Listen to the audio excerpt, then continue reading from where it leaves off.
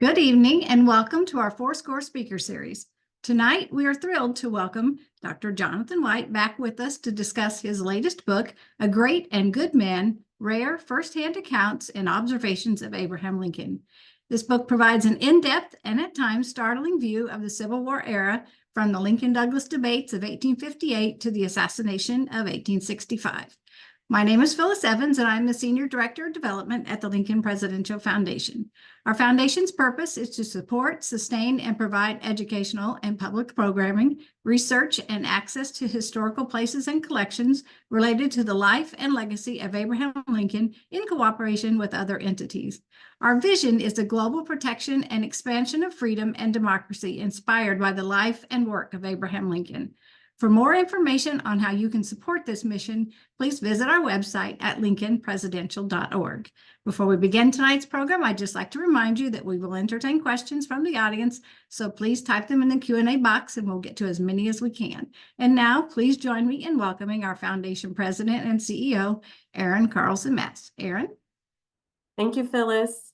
Greetings, everyone, and thank you for being with us for another Fourscore Speaker Series. We are delighted to be joined today by Dr. Jonathan White to discuss his new book, A Great and Good Man, Rare Firsthand Accounts and Observations of Abraham Lincoln, which John edited with William J. Griffing. Dr. Jonathan White is Professor of American Studies at Christopher Newport University. He is author or editor of 19 books and more than 100 articles, essays, and reviews about Abraham Lincoln, the Civil War, slavery and emancipation, and the U.S. Constitution. His award-winning books include A House Built by Slaves, African-American Visitors to the Lincoln White House, which was co-winner with John Meacham of the 2023 Gilder Lehrman Lincoln Prize, and Emancipation, the Union Army, and the Re-election of Abraham Lincoln, which was named a best book by Civil War Monitor, was a finalist for both the Lincoln Prize and the Jefferson Davis Prize, and won the Abraham Lincoln Institute's 2015 Book Prize. His recent books, and I say recent and there are many, include My Work Among the Freedmen, The Civil War and Reconstruction Letters of Harriet M. Buss, which he co-edited with his student Lydia Davis, To Address You as My Friend, African Americans' Letters to Abraham Lincoln, Shipwrecked, A True Civil War Story of Mutinies, Jailbreaks, Blockade Running, and the Slave Trade, Final Resting Places, Reflections on the Meaning of Civil War Graves, which he co-edited with Brian Matthew Jordan, From Dakota to Dixie, George Buswell's Civil War, which he wrote with his student Reagan Connolly, and New York City in the Civil War with Timothy J. Orr. In 2024, he also published his first children's book, My Day with Abe Lincoln. And all those books I mentioned, by the way, are in the last 4 years, including a couple that are coming out or came out this year. And there's more coming, we know, which we will hopefully talk about. Yeah. John is a distinguished lecturer for the Organization of American Historians, serves on the boards of directors of the Abraham Lincoln Institute and the Abraham Lincoln Association, and is the vice chair of the Lincoln Forum. He also serves on the Ford Cedar Advisory Council, the editorial board of the Pennsylvania Magazine of History and Biography, and is editor of both Lincoln Lore and the Lincoln Forum Bulletin. In 2019, John also won the Outstanding Faculty Award of the State Council of Higher Education for Virginia, the highest award given to faculty in the Commonwealth. John, welcome back. Well, thanks so much for having me. I should add that I've recently handed the Lincoln Forum Bulletin over to Sam Wheeler, our good friend. So I've taken one thing off my plate, which is good. That's true. That's true. Well, we've had you on the program a few times now, but for new folks in the audience, can you say a few words about yourself and how you came to the history profession? Sure. So I always loved history when I was a kid. I actually grew up in a farmhouse from the 1720s that my parents rented. And when I was a kid, I found the old trash pit out in the woods out back. I used to dig up a lot of stuff. Much to my wife's chagrin, a lot of that stuff is still in our garage here in boxes many years later. But I always loved history. I started college as a business major, though, because I wanted to make a lot of money. But I took a history class, a U.S. survey course, my first semester at Penn State, and I just thought, this is what I want to do. And so I switched from business to history. I still would like to make a lot of money, although I haven't quite figured out how to do that in this field.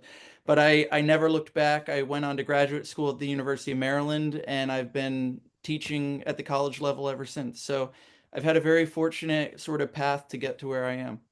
Wonderful. Well, John, I'll never forget an internship I had at the Smithsonian in the 2000s. And a couple of the curators I was working with were casing eBay for particular items. And they were scanning it not only for possible acquisitions, but they were also using it for research. Yeah. And you discovered the same thing in the 2000s yourself, and you talk about that at the beginning of this book. Can you tell our audience a little bit about how eBay and your discovery of it as a resource led to this book and the backstory of your co-editor, William Griffing? Yeah, so I've been using eBay since I was in college in the late 1990s. And I remember the first time my dad showed me eBay, and one of the first things he showed me was a Civil War medical doctor's kit, the surgical kit, which was incredible. And at that point, I didn't fully understand how eBay worked in terms of the auctions and everything. But I started buying and selling on eBay in college and then in graduate school. And I began to realize that I could find things that were useful for my research. When I was working on my master's thesis and then my dissertation, my master's thesis was on soldiers voting during the Civil War. So the first kind of instance of absentee voting in American history that happened on a large scale. And then my dissertation was on politics in the North and how people viewed treason. And so I started to go on eBay and just search for these kind of things, search for soldiers' letters and whatnot. And in the process, I would also find books, because people on selling on eBay would often sort of list the tables of contents of books, and then you begin to find things. And so I would find books and artifacts and manuscripts that were useful for my research. And there was one day I had gotten a book through interlibrary loan, and I was walking through the Francis Scott Key Hall, which is where the history department is at the University of Maryland. And I had this interlibrary loan book about Civil War envelopes, of all things, and patriotic covers for the collectors out there. And I ran into a faculty member who asked me about it and asked how I found it. And I was very embarrassed to say, well, I actually found it on eBay because I was searching for these kind of things. And the book was really useful for my research, but sort of explaining or admitting how I'd found it was embarrassing. But that got me thinking that, what I was doing and what your colleagues at the Smithsonian were doing 20 some years ago was pretty cutting edge. Most people then were not thinking about eBay as a research database. And so I ended up writing a small article for Perspectives on History, which is the news magazine of the American Historical Association, that basically said historians should start using eBay as a database. And it's a living database. So things show up for 7 days and then they're gone. So you have to be persistent in your searching, or you're going to miss out on things. And I've certainly missed out on things that I wish I had known about when they were there. But if you're persistent and willing to do that, you can find things that are really incredible. And more scholars are doing that now. And the other thing I've found, I use a lot of illustrations in my books. And if you get an illustration from a library, some libraries will give it to you for free or for a nominal fee. Some libraries will charge you $200 for an image just to get a scan of it. Some will charge you that even if you already have a scan, but they want to charge you a second time if you're going to use it a second time. And so I've even begun buying old photographs from the Civil War on eBay. I look for things that I'm writing about, and then I buy the image and it's out of copyright. So if I own it, I can scan it and use it. And so eBay has just been an incredible resource. And historians, I think, today use it regularly. But 25 years ago, it was a new thing. Now, you asked about my co-editor. So William Griffing, he goes by Griff. So I'll call him Griff. Griff retired from the chemical safety industry about 15 years ago. And he'd always been interested in the Civil War and something of a collector, I think. And so he started really trolling eBay looking for Civil War letters. And he realized, these letters show up and then they're gone. And once they're gone forever.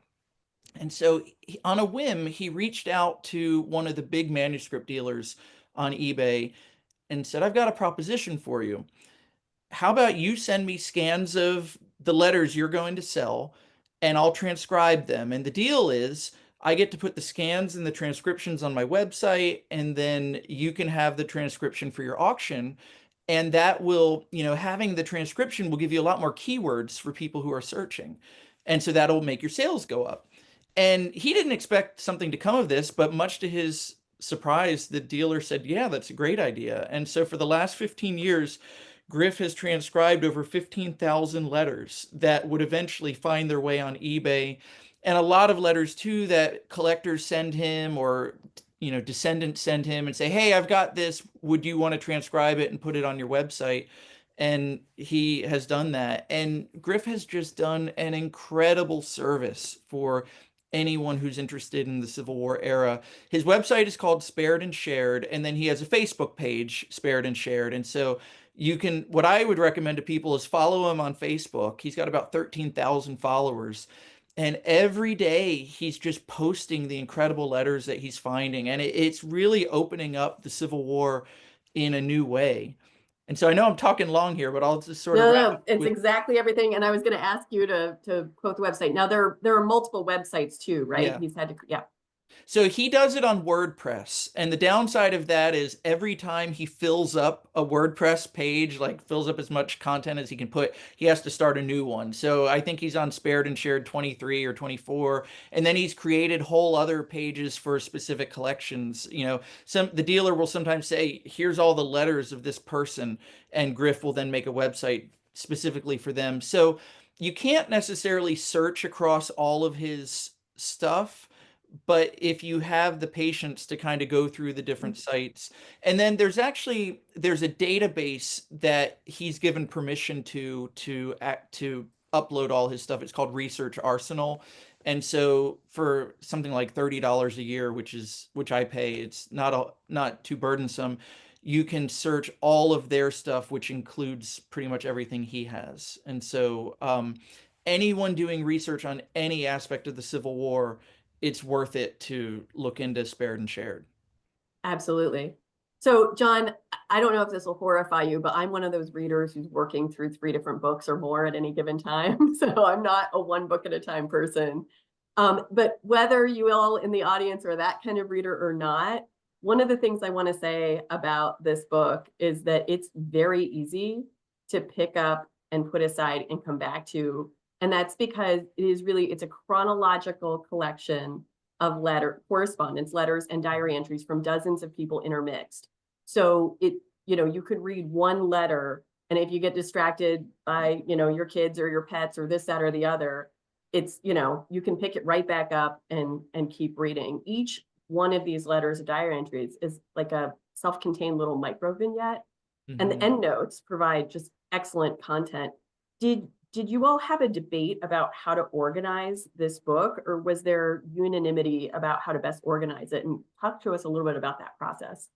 Yeah, so about 2 years ago, I was in Springfield doing research, and someone came up to me and told me about Spared and Shared, and I thought, it sounds a little crazy. And I didn't look into it that much at that time. And then someone else brought it up to me, and I looked again, and I thought, wow. And so I reached out to Griff, and we had a Zoom last May, so 10 months ago, 9 months ago, and we talked for about 2 hours. And I said to him, I said, Griff, you've got whole books here. Like, you could get 30 books out of this stuff. And he said, well, I made a page about Abraham Lincoln, all the stuff I got on Lincoln. I said, really? Send it to me. So while we're talking on Zoom like this, he sends me the link. And it was exactly like it appears in the book, where it was little snippets of everything that he had found. And so while we were talking, I highlighted it, I copied and pasted it into a Word doc, and it came out to 93 pages. And I said, Griff, if we were to expand this a little bit, like, we've got a book here.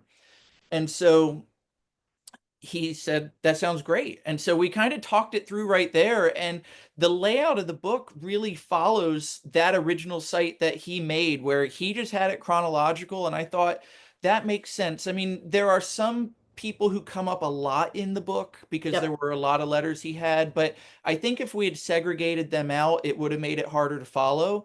And so we just let the letters and the diaries present themselves. I got funding from my university through our Office of Research and Creative Activity to fund a student named Lainey Pratzner, who's a wonderful student, and she's going to be at the Lincoln Forums program at Hilding in April, actually. She's going to be a Franklin Medford Scholar there. So Lainey and I spent 8 weeks this past summer proofreading all of the transcriptions and annotating them. Griff had done a lot of annotation, and then we added to that. And then we added to some of the transcriptions, Griff's excerpt might have been this long, and we thought, well, we could include this much. And then the other piece was I have found a lot of really wonderful primary sources that I've not been able to use, but I've kind of held on to knowing at some point this would come in handy. And so we also then inserted a bunch of those.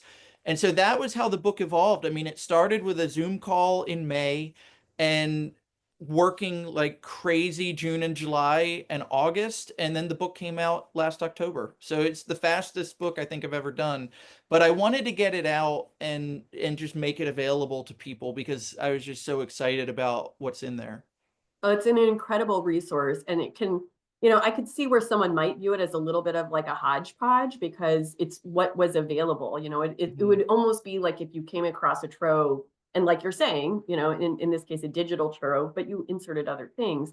But the letters aren't, it's not like in a work of history where the primary sources were selected because they're representative examples that prove a trend, or that they offer an exception to a trend or a rule. Right. But rather a collection that shows this multiplicity of viewpoints on Lincoln, on secession, on coercion, on the Civil War, and on other leaders and events. And that's one of the things I really appreciated about this book, because it's also, and it's not also just the views within a state, but also within a family, within a household. People are writing to their siblings, to their spouses, to their parents about political issues of the day. And then you also get to see how people's views, their own individual views, shifted over time from one letter to the next when we have those from multiple people in your book. In your view, are there any established narratives that the primary sources in this book really challenge? Oh, that's a great question. Yeah. So I did a book 10 years ago, 11 years ago now, called Emancipation, the Union Army, and the Re-election of Abraham Lincoln. And in that book, I challenge the really established narrative of the election of 64. So short story, the election of 64, you've got 2 million men off fighting. You've got a national election that's going to take place, and debates take place in every state in the North over, do we allow soldiers to vote or not? And ultimately 19 northern states permit soldiers to vote away from home. And of the soldiers that voted, 80%, 78% of them voted for Lincoln. And so the grand narrative has been, well, the soldiers became Republicans, they became abolitionists, they supported emancipation. Like, if 78% of them voted for Lincoln, then clearly that's evidence of that.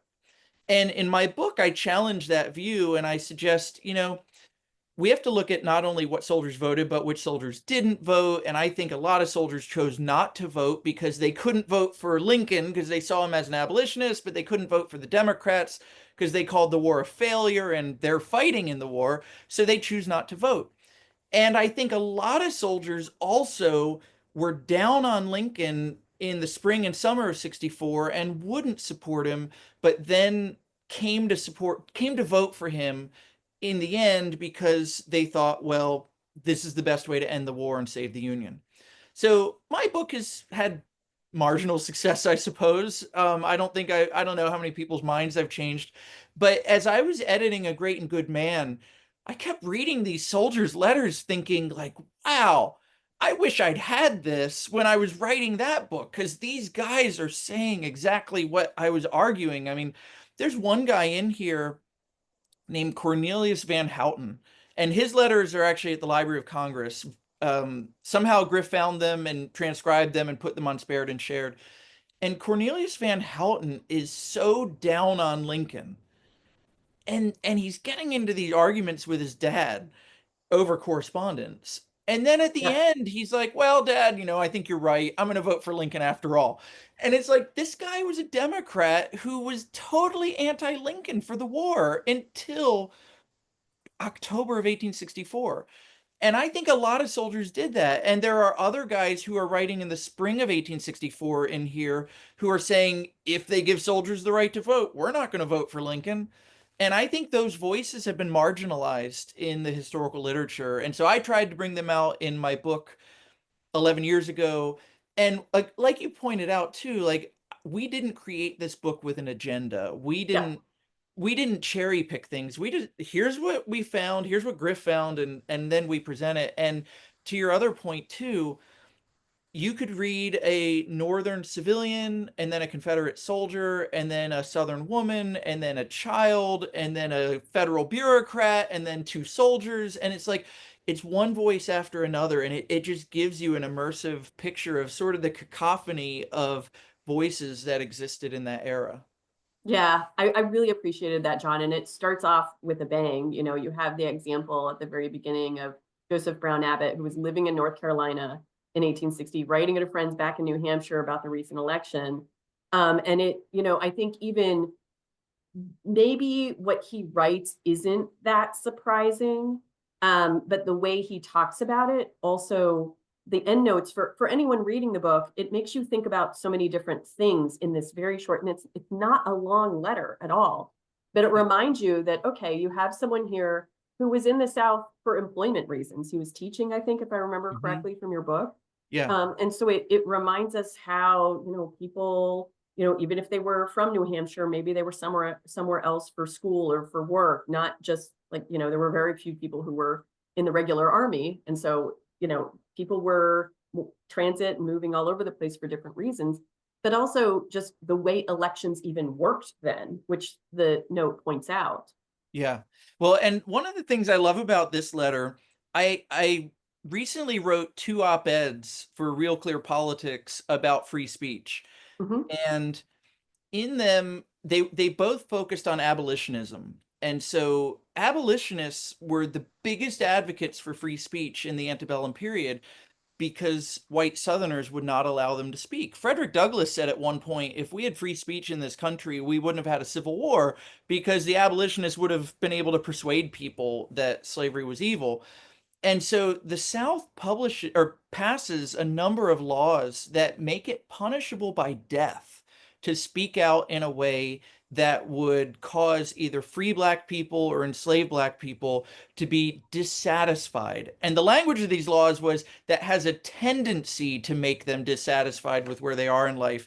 And in this particular letter, so he wrote it, I think, the day after the election of 1860, and he's writing it to a guy, Mason, and he says, Mason, I tell you, I wish I could give vent to my feelings tonight in words with a good company of New Hampshire boys, but in bondage there is no freedom of speech.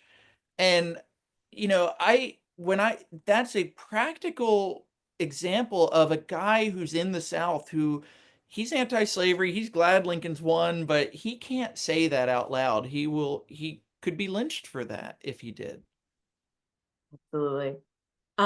There are also a lot of examples in this book about people writing about how their opinion that might have been shaped by family opinion or the news media changed Yeah. through actual experience. And some of the more hilarious examples of that are when people compare seeing Abraham Lincoln in real life versus how he appears in photographs.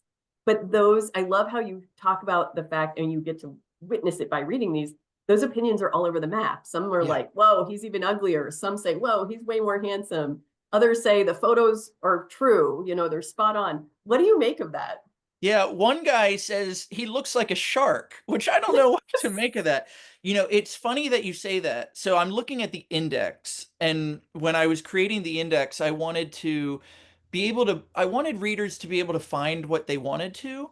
So here are some of the subheadings for Abraham Lincoln: appeared careworn, considered good looking, considered unattractive, dissatisfaction with, I guess and then reviews the troops. Those are people who saw him and commented on him too. But like, you know, some people say, well, he doesn't look at all like his pictures, or he looks better than them. I mean, and this is my favorite one.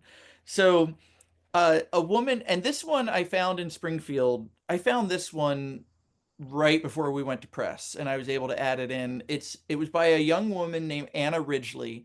I think she was about 18. She lived in Springfield, not far from Lincoln, and she came from a Democratic family, and her family, extended family, were actually slaveholders in Maryland. So that's kind of her background. And when Lincoln won, she wrote this: Wednesday morning, we heard of Mr. Lincoln's election. We were disappointed, for we had hoped that such a man as he, without the least knowledge of state affairs, without any polish of manners, would not be sent to be the representative of this great nation. But so it is, by illegal voting, etc., he is elected our president.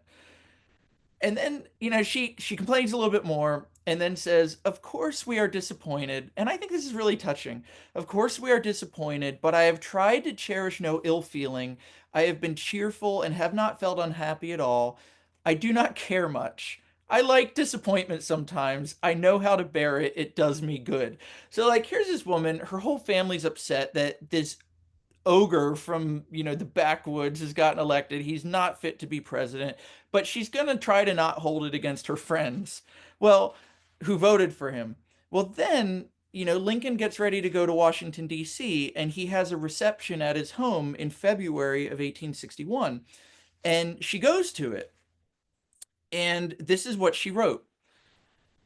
She goes and she says, I found the house crowded, but did not know many of the persons, as all of our friends had been there earlier and had gone to a little dance. We did not stay long. I had some conversation with Mrs. Lincoln. She was dressed in a pear-colored something, I don't know this French word, antique with pearls and point lace. And then listen to what she says about Lincoln. "Mr. Lincoln really looked handsome to me. His whiskers are a great improvement, and he had such a pleasant smile I could not but admire him." So over the course from November to February, she goes from saying this guy isn't fit to be president and he was elected by voter fraud to, his wife was kind of nice and he grew whiskers. He doesn't look so bad. Maybe he'll be all right. I admire him now. Yeah. And those are the kind of voices that just come out in a way that I think bring this period to life. I agree. And especially because when I was thinking about the fact that, a photograph, not only when you think about the process of photography at that time, but that's two-dimensional and you're capturing a moment of their face. You're not getting any of that movement. And one of the other descriptions that appear in this book was one of my favorites, which is when, the person writing the letter talked about how tall he was and thinking, if I'm not mistaken, about 6'3" is what this person writes. "His countenance bears the impress of grave and earnest thought, as well as of great coolness and determination. But when he begins to speak, his whole face lights up with one of the most pleasant and heartfelt smiles that we have ever seen." And it just painted this vivid word picture of what Lincoln's face looks like in motion, which of course we don't know what that looked like. But seeing it read like that, or reading those words, it painted that picture in my head. This somewhat relates to one of the first questions we have from the audience. Kenneth Smith asks if you've heard of the Long Seven tall men who were attempting to commercialize the Sangamon River. They worked with Lincoln. Who were in the legislature, yeah. Yeah, I've heard of it as the Long Nine, but yeah. I thought it was 9 too, but I assume that's what he's referring to, the Long Nine. Yeah. And then the second, it's actually a comment from Barbara Welsh, who says, "This book seems like it would be a good play." Oh. And I agree with that. I mean, because it's all these different characters. I mean, someone would have to do something with the script, but it really does read like all these different voices in conversation with each other, even though they weren't historically in conversation. Right.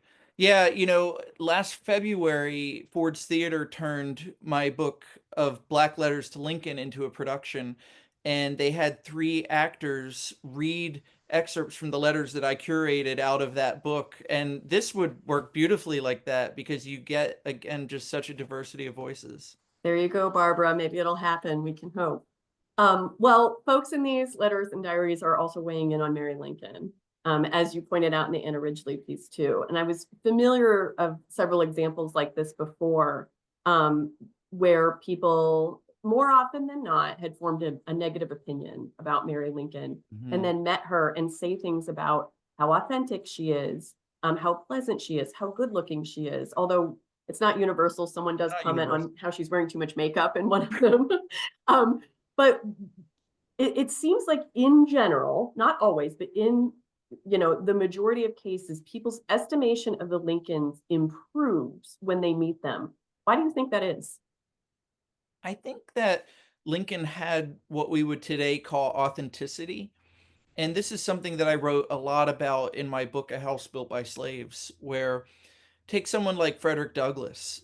Frederick Douglass met with Lincoln 3 times. He met with Lincoln at the White House for private meetings in August of 63 and August of 64, and then again at the second inaugural reception in March of 65.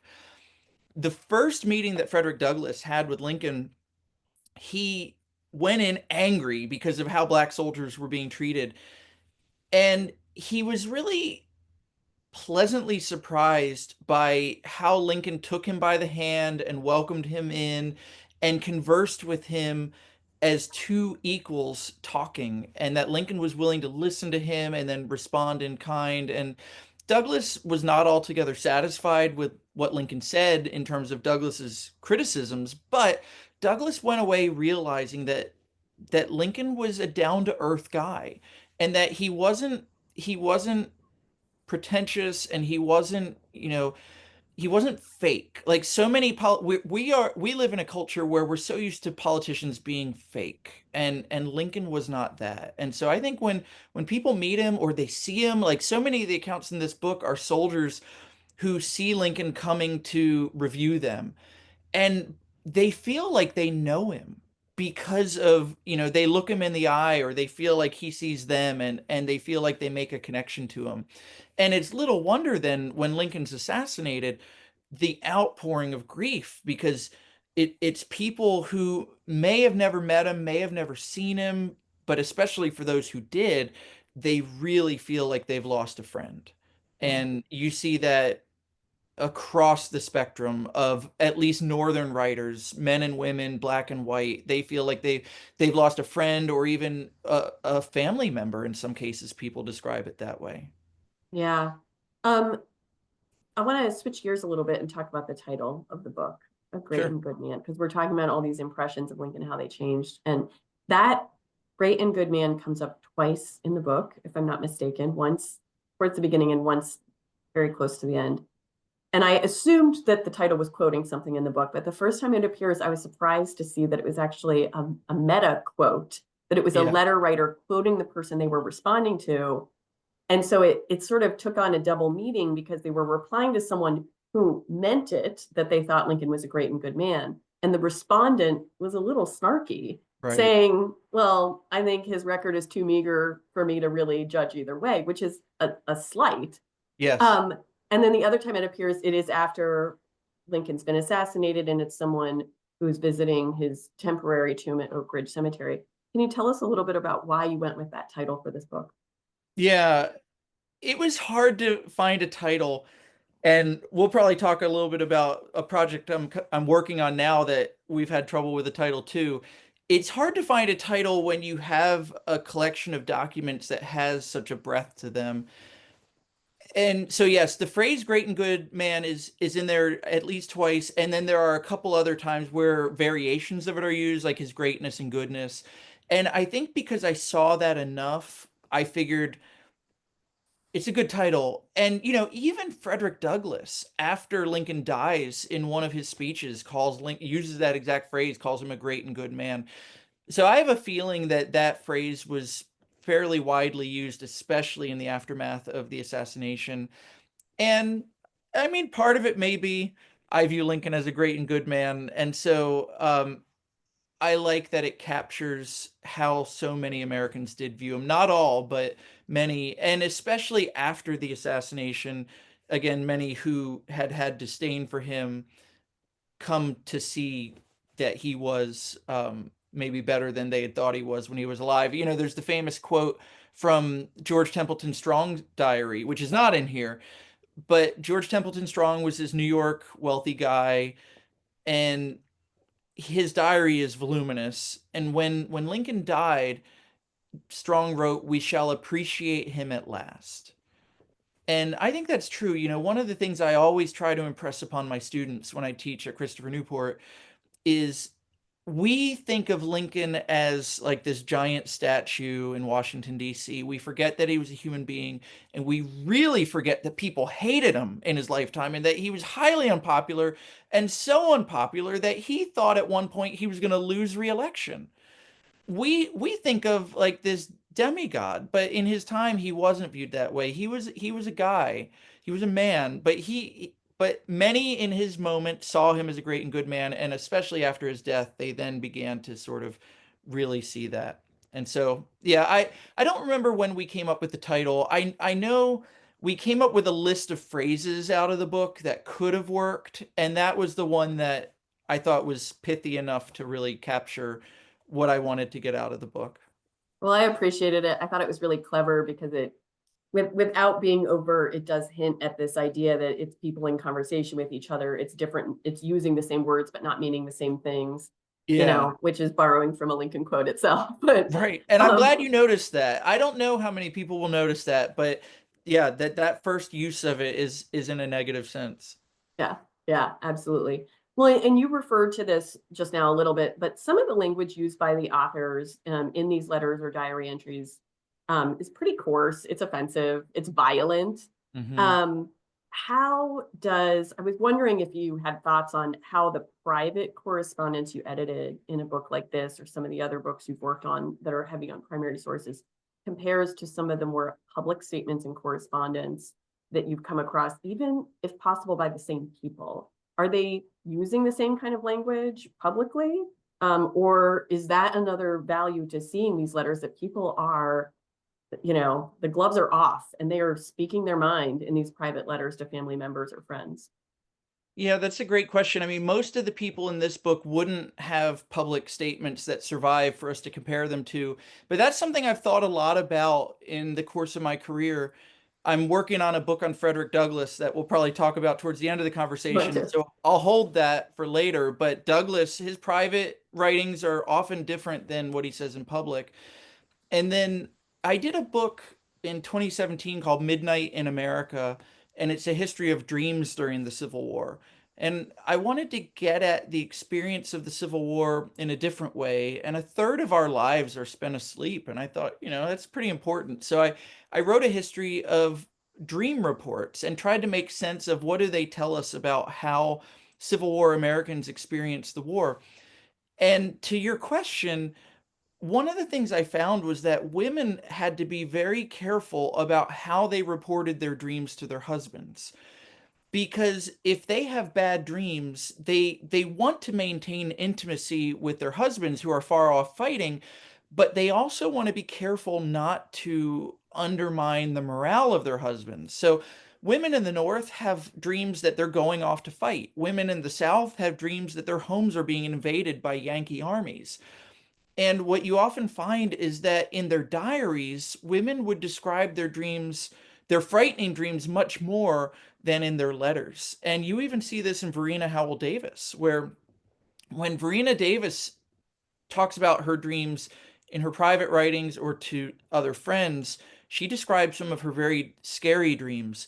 When she describes her dreams to her husband when he's in prison after the war, they're all positive, nothing negative. And you can see what she's doing there, like she's wrestling with this issue. And so women North and South during the war, I think, kept their most private dreams probably to themselves and reported generally more favorable ones to try to encourage rather than discourage their husbands. And so, with private correspondence, you generally assume that you're going to get something closer to the truth. But as my one of my graduate school mentors, Ira Berlin, said, when you read historical sources, you have to assume everybody's lying. And so you always have to look for corroborating evidence and see what conflicts and what doesn't. And in the case of these letters, we put out what we've got, and there's not a whole lot of corroboration we can do for some of these voices. But I think these are pretty authentic, and especially because of how coarse and how vulgar some of them are, those writers especially were not holding back on what they thought. If people hated Lincoln, they tended to write about it. Yeah, absolutely. Well, and there were a few moments I had that were kind of aha moments, or Captain America, I got that reference type moments for me. Yeah.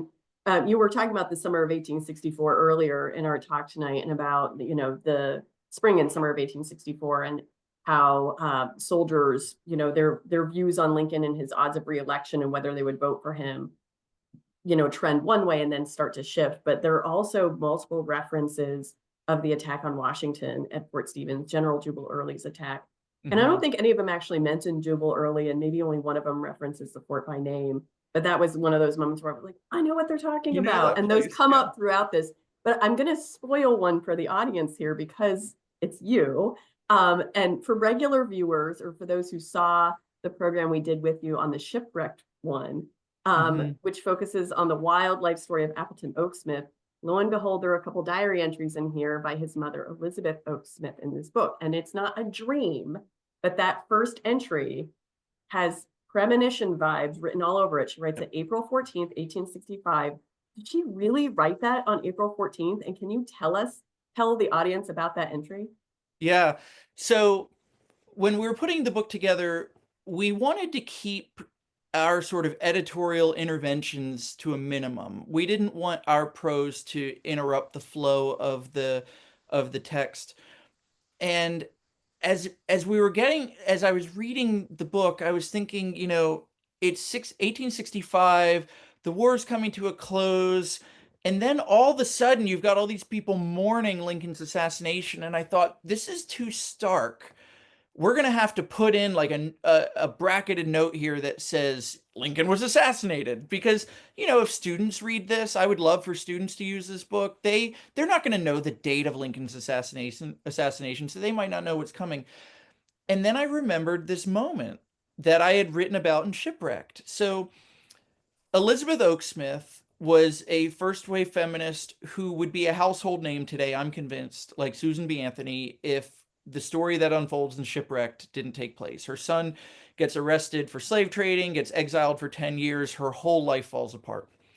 And although she was a progressive in a lot of ways, she was a feminist, she favored abolitionism, although women's rights was her top priority. Because of what happened to her son, she grew to hate Abraham Lincoln.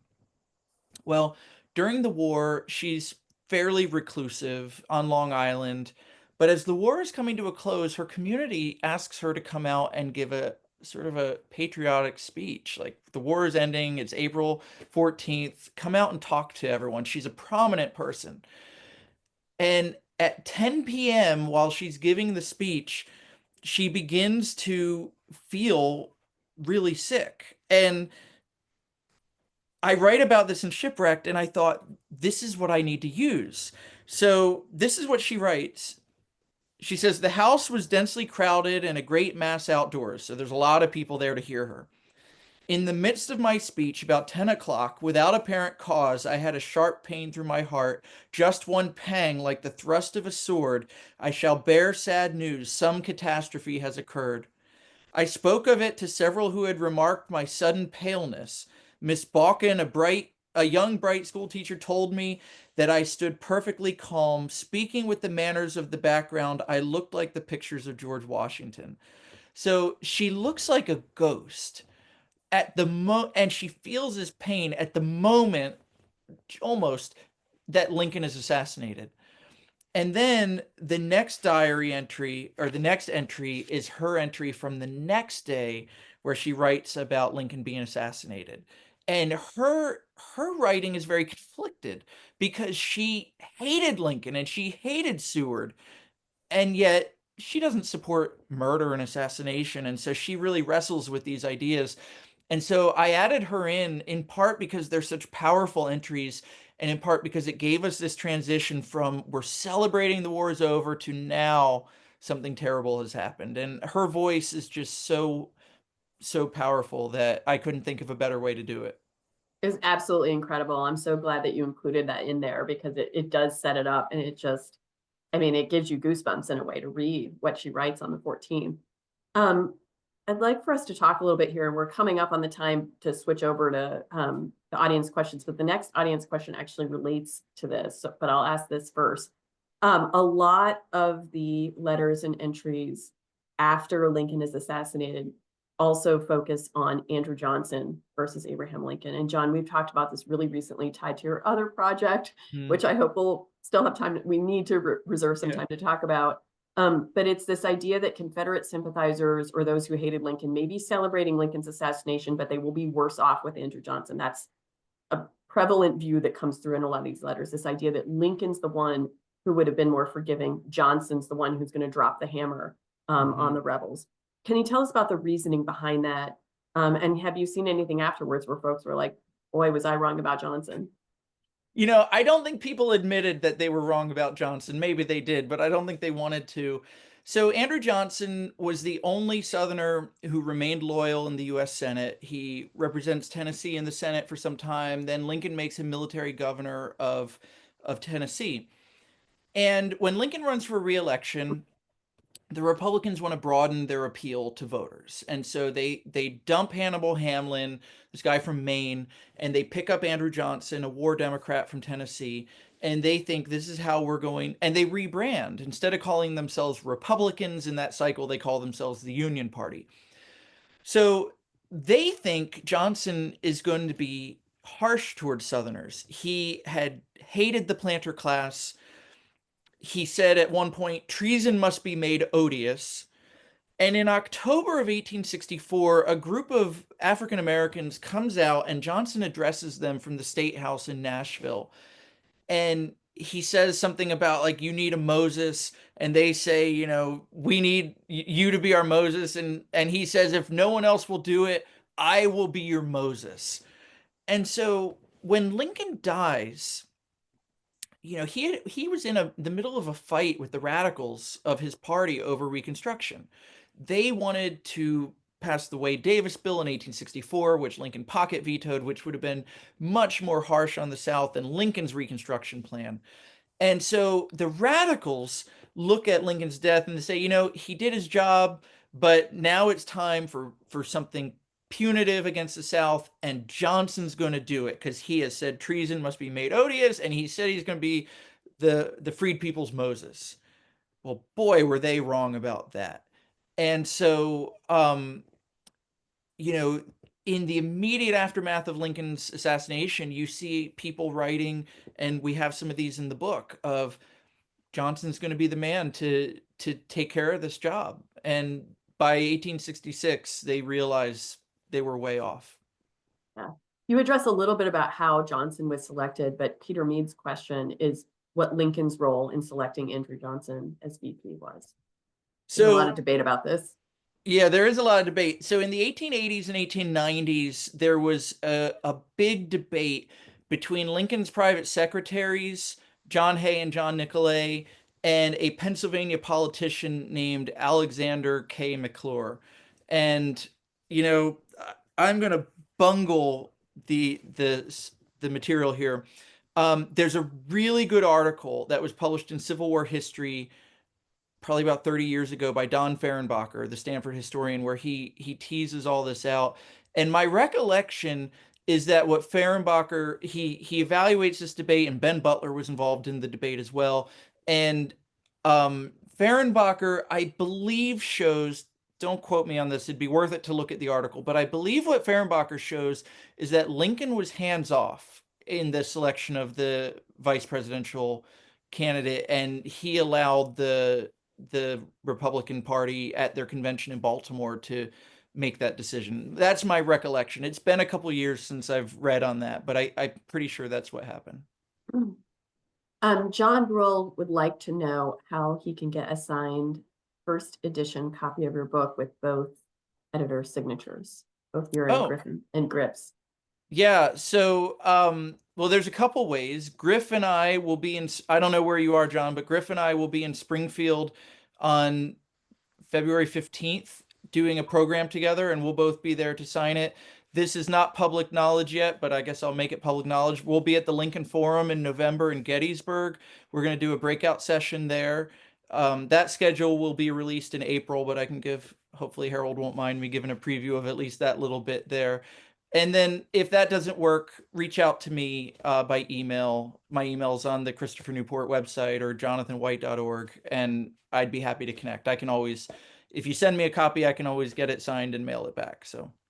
Excellent. Thanks, John. Wesley Brown wants to know if there's any evidence on why Lincoln, being one of the tallest of his contemporaries, always insisted on wearing a hat that accentuated that in public. You know, I don't know if I can answer that question other than to say that Lincoln used his hat as a filing cabinet. And there are some very funny letters and stories about how, Lincoln would get a letter and just stuff it in his hat or a speech and stuff it in there. And there's a letter from his law practice where he writes to a guy, and I'm paraphrasing here. He says essentially, please forgive me for being so slow in responding. When I got your letter, I put it in my hat, and then I got a new hat and forgot all about it until I came across it later.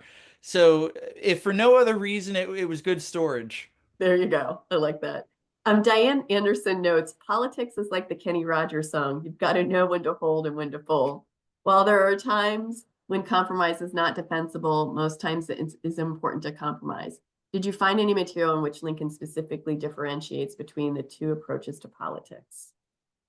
Yeah, so Lincoln used to get really frustrated in the antebellum period when there were splinter parties, what we would today call third parties, and people, abolitionists, would vote for them, like the Liberty Party, instead of the Whig Party, because the abolitionists were purist. And so, the Whig frontrunner is Henry Clay, and he's a slaveholder. So we can't vote for Whigs. We got to run our own person.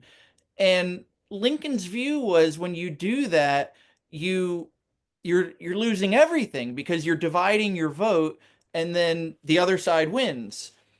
And so Lincoln's view was, and he actually put this in a letter, I want to say about 1848. Lincoln put in a letter, stick with people when they're right and depart from them when they're wrong. And so Lincoln was willing to make different,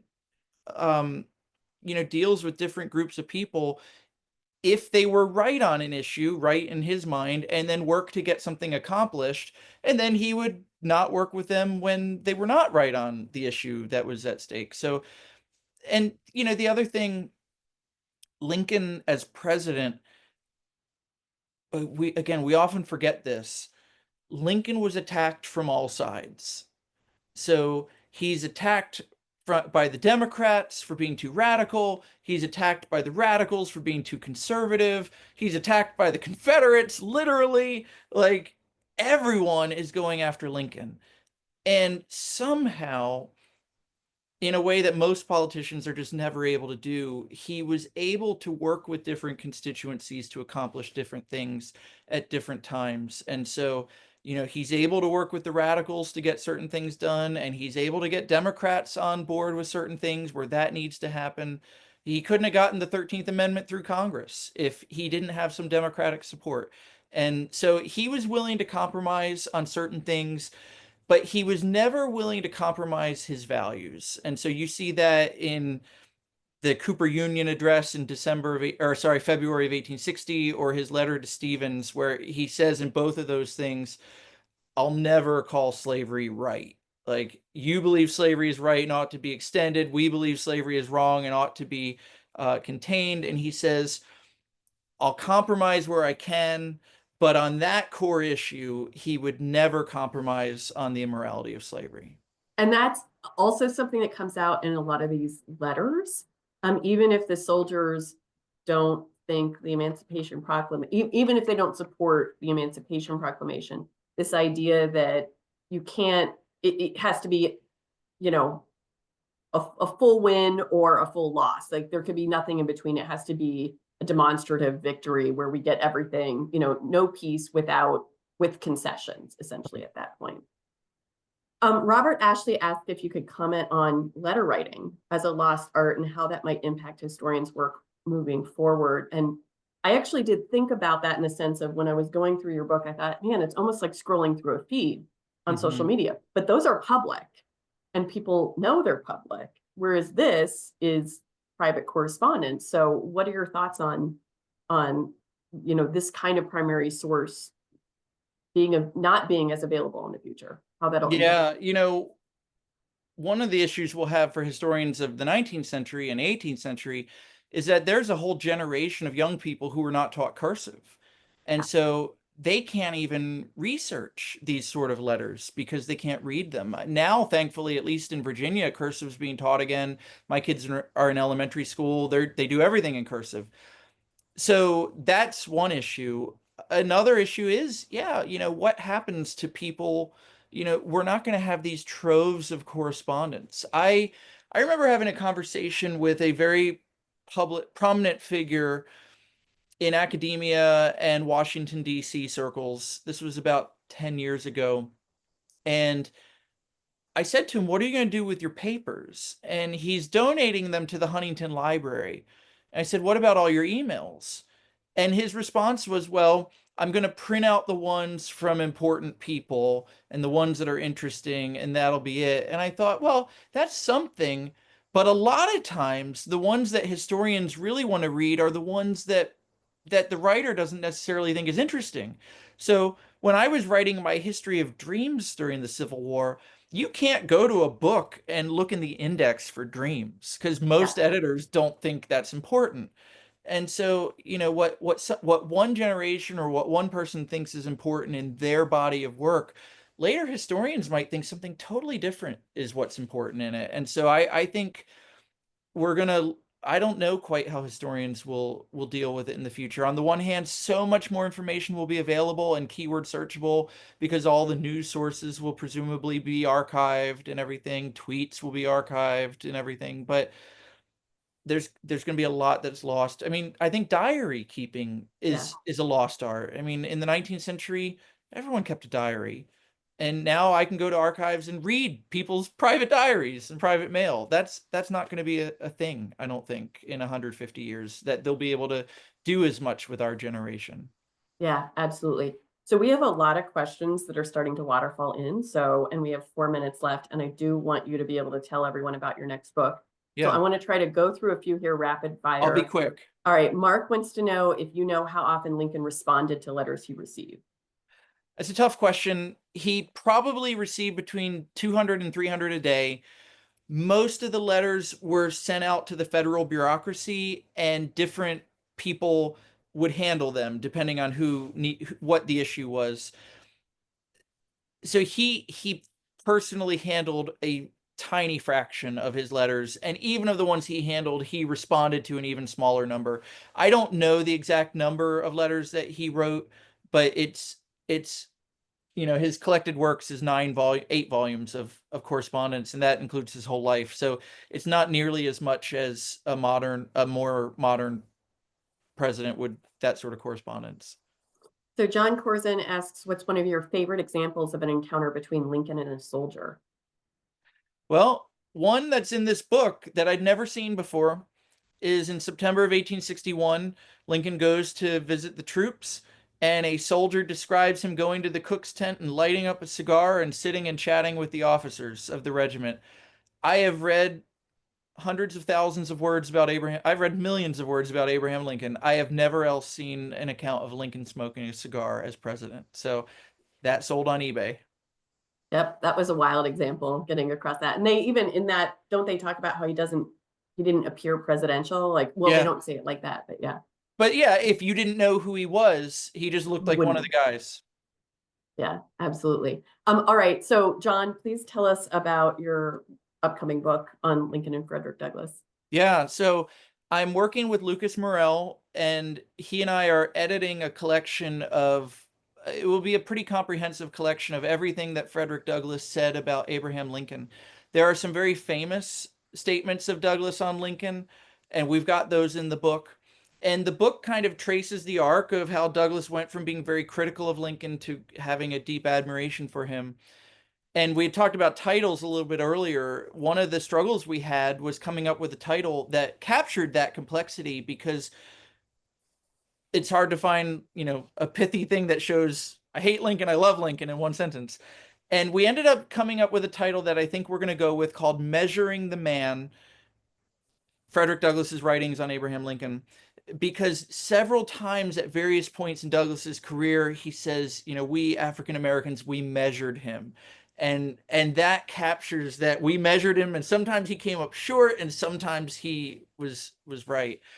And what I won't say too much about this, because we're still the book will come out in the fall, but we've found about a dozen writings of Frederick Douglass about Lincoln that have never been seen by historians. So I am really excited about this, and it's going to really change the way we think about Lincoln and Douglass, I think. So We are so excited for it too. John, thanks so much for joining us again on this program tonight. Phyllis, back over to you. Yes, thank you. I thank you as well. It's been a great evening, and I really look forward to the next opportunity that we get to have you with us again. So I'm sure it'll be there. Next up, please join us on Thursday, March 6th for a lively discussion with Dr. Yael Sternhell on her latest book, War on Record, The Archive and the Afterlife of the Civil War. During the program, Dr. Sternhell will delve into the archive to reveal its power to shape myths, hide truths, perpetuate rancor, and foster reconciliation. For more than a storehouse of papers, the Civil War Archive is a major historical actor in its own right. We also have Fourscore programs coming up in April and May, so please visit our website at lincolnpresidential.org and register soon. Finally, as you close out tonight's webinar, we thank you in advance for taking a quick moment to complete a survey. As always, thank you for joining us this evening, and we look forward to seeing you all in March. Good night.